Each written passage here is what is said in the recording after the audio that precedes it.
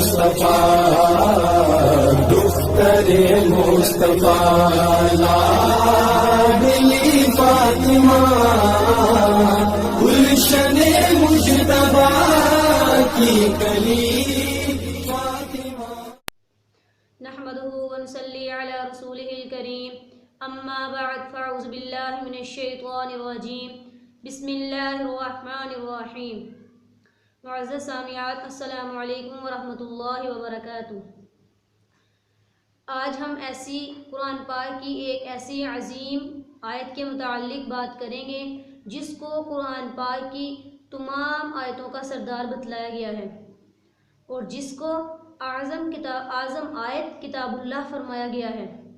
اس میں اللہ رب العزت توحید، ذات و صفات، کمالات اور اپنی عظمت شان اور تقدس جمال کو ذکر فرماتے ہیں، جس کا لقب آیت الکرسی ہے.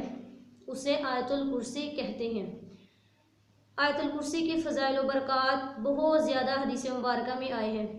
ایک حدیث مبارکہ میں آتا ہے کہ حضرت ابی بن کعب رضی اللہ تعالی عنہ فرماتے ہیں کہ مجھ سے رسول اللہ صلی اللہ علیہ وسلم نے پوچھا کہ اے ابو المنذر، تمہیں کتاب اللہ میں سے کون سی عظیم آیت یاد ہے؟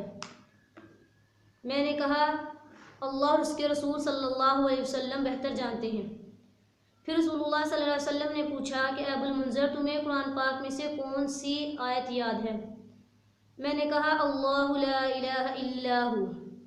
تو رسول اللہ صلی اللہ علیہ وسلم نے ارشاد فرمایا اے ابو المنذر، تمہیں مبارک ہو، یعنی تمہیں علم مبارک ہو.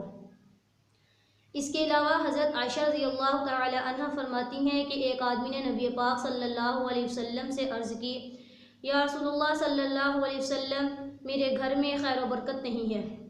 تو آپ صلی اللہ علیہ وسلم نے ارشاد فرمایا کہ تم آیت الکرسی کیوں نہیں پڑھتے؟ اب اس حدیث مبارکہ سے کیا معلوم ہوا کہ جس گھر میں جس کھانے پر، جس سالن پر اور جس چیز پر آیت الکرسی پڑھی جائے، اللہ رب العزت اس چیز میں، اس کھانے میں، اس سالن میں برکت عطا فرماتے ہیں. اسی طرح ایک اور حدیث مبارکہ میں آتا ہے حضرت علی رضی اللہ تعالی عنہ فرماتے ہیں کہ میں نے رسول اللہ صلی اللہ علیہ وسلم کو لکڑی کے منبر پر کھڑے ہوتے ہوئے کہتے ہوئے یہ فرمایا کہ جو شخص ہر نماز کے بعد آیت الکرسی پڑھتا ہے، جو شخص ہر نماز کے بعد آیت الکرسی پڑھے گا تو اس کو موت کے سوا کوئی چیز بھی جنت میں جانے سے نہیں روکے گی. یعنی جیسے ہی اس کا انتقال ہوا وہ سیدھا جنت میں چلا جائے گا. اور جو شخص آیت الکرسی کو سوتے وقت پڑھے تو اللہ پاک اس کے گھر کو اور اس کے ارد گرد جتنے گھر ہیں ان تمام کو اور ان کے پڑوسی کو محفوظ فرماتے ہیں. اس کی کتنی بڑی فضیلت ہے کہ پڑھی ایک گھر میں جاتی ہے آیت الکرسی، لیکن اس کی برکت کتنے گھروں میں جاتی ہے. یعنی اس کے پڑھنے سے اس کا اپنا گھر، اس کے پڑوسی کا گھر اور اس کے ارد گرد جتنے مکانات ہیں وہ تمام اللہ رب العزت محفوظ فرماتے ہیں. اس کے علاوہ اس کی اور بھی بہت ساری حدیث مبارکہ میں فضیلت آئی ہے. فتاوی میں ایک حدیث مبارکہ ہے جس میں آتا ہے کہ رسول اللہ صلی اللہ علیہ وسلم نے ارشاد فرمایا کہ جو آدمی آیت الکرسی پڑھ کر گھر سے نکلتا ہے تو اللہ رب العزت 70,000 فرشتوں کو حکم فرماتے ہیں کہ اس کے گھر واپس آنے تک اس کے لیے مغفرت کی دعا کرتے رہو. کتنی بڑی فضیلت ہے کہ اللہ رب العزت اپنے معزز فرشتوں کو حکم فرماتے ہیں کہ جب تک یہ آدمی گھر واپس نہ لوٹ آئے اس کے لیے مغفرت کی دعا کرتے رہو. کس آدمی کے لیے؟ جو آیت الکرسی پڑھ کر گھر سے نکلتا ہے. اس کے علاوہ صحیح بخاری کی ایک اور حدیث ہے جس میں رسول اللہ صلی اللہ علیہ وسلم نے ارشاد فرمایا کہ جو آدمی سونے سے پہلے آیت الکرسی کی تلاوت کرے گا صبح تک اس کی حفاظت کا ذمہ اللہ کے حکم سے فرشتے کریں گے. صحیح بخاری اور مشکات کی ایک حدیث ہے جو بہت زیادہ لمبی ہے جس میں بھی آیت الکرسی کی فضیلت آئی ہے. حضرت ابو ہریرہ رضی اللہ تعالی عنہ فرماتے ہیں کہ رسول اللہ صلی اللہ علیہ وسلم نے مجھے میرے ذمہ صدقہ فطر لینے کا ذمہ مقرر فرمایا. ایک آنے والا آیا اور اس نے غلہ بننا شروع کر دیا۔ حضرت ابو ہریرہ فرماتی ہیں کہ میں نے اس کو پکڑ لیا اور میں نے اس سے کہا کہ میں تمہیں رسول اللہ صلی اللہ علیہ وسلم کے پاس لے جاؤں گا۔ اس نے کہا مجھے چھوڑ دو، میں محتاج ہوں، عیالدار ہوں، میں ضرورت مند ہوں، مجھے چھوڑ دو۔ حضرت ابو ہریرہ رضی اللہ تعالی عنہ نے اسے چھوڑ دیا۔ جب صبح ہوئی تو حضرت ابو ہریرہ فرماتے ہیں میں رسول اللہ صلی اللہ علیہ وسلم کی خدمت میں گیا۔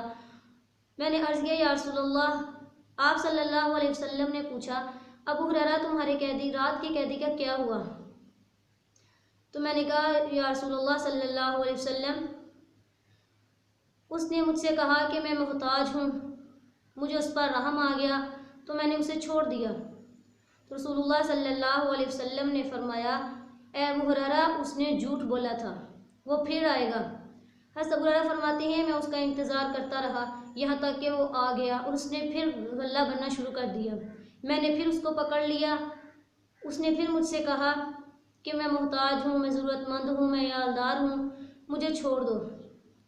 حضرت ابو ہریرہ فرماتے ہیں کہ میں نے اس کو پھر چھوڑ دیا۔ میں نے اسے کہا پھر جب میں صبح کو رسول اللہ صلی اللہ علیہ وسلم کی خدمت میں حاضر ہوا تو آپ صلی اللہ علیہ وسلم نے حسب معمول پھر پوچھا کہ ابو ہریرہ تمہاری رات کی قیدی کا کیا ہوا؟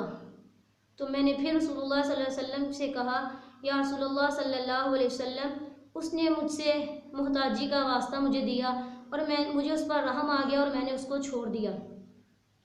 تو آپ صلی اللہ علیہ وسلم نے پھر فرمایا کہ ابو ہریرہ اس نے جھوٹ بولا تھا، وہ پھر آئے گا۔